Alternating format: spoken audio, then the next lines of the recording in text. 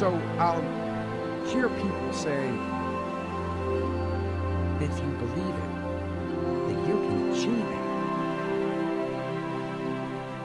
And the problem with that is they're leaving out the most important part of the equation. And that part is what? Actually doing something. That's what you have to do to achieve anything. Yeah, you gotta believe it, but you better get the work done. Ideas are worthless unless we act on them. I want you to write on a card what it is you want more than anything else. Make sure it's a single goal and clearly defined. You needn't show it to anyone, but carry it with you so that you can look at it several times a day. Stop thinking about what it is you feel. Don't concern yourself too much with how you're going to achieve your goal. Leave that completely to a power greater than yourself. All you have to do is know where you're going.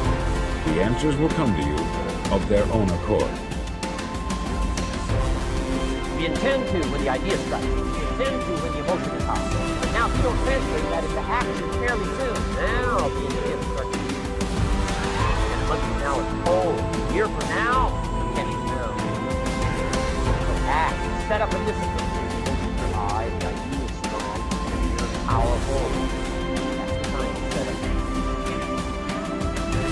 As Michelangelo said, if people knew how hard I worked to achieve my mastery, it wouldn't seem so wonderful after all. And that's the thing about getting great. That's the thing about being an artist of such caliber that you're remembered for hundreds of years after your death. It is back-breaking work. It is a blinding amount of effort. And that's the secret.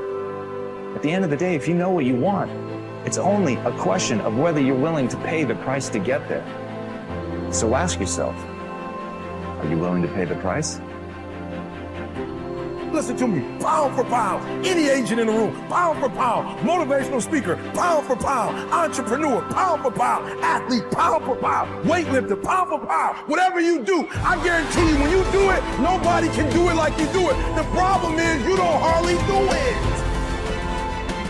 You love sleep too much.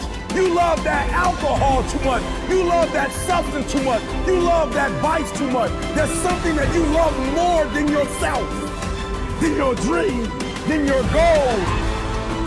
You've got to get into the flow that when you want something out of life, you've got to be willing to go into action. Don't wait around for things to be just right.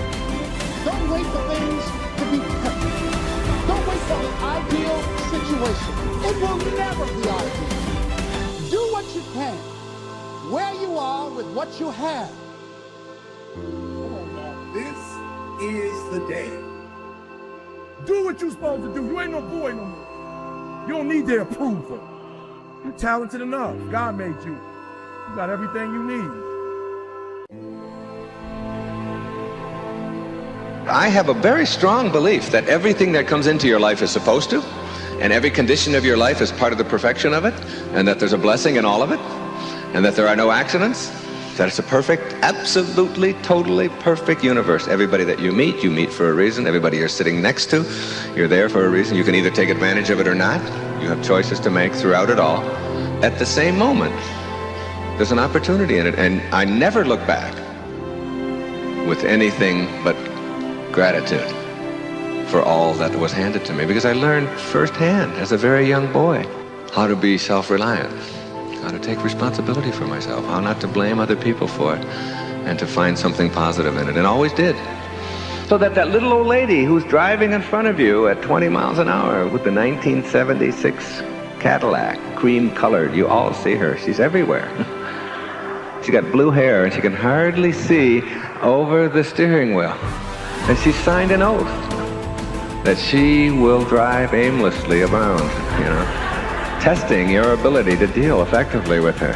She's like a test. She's like a gift from God to test. And it's like once you stop being mad at her for being who she is and what she's about, when you stop the anger and the bitterness at who she is and understand that she's exactly where she's supposed to be. And she's there to teach you a very important lesson. Slow down. You have to. Relax. Don't give her control over the divine part of you. The intelligence in back of that is suffusing your form, invisible as it is. It's still there, and it's yours. It's really what constitutes your entire humanity. Don't give it away.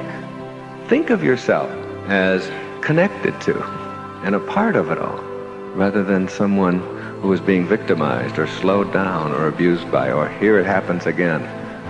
It's all part of the perfection of it all. That's a very nice, enlightening place to get to.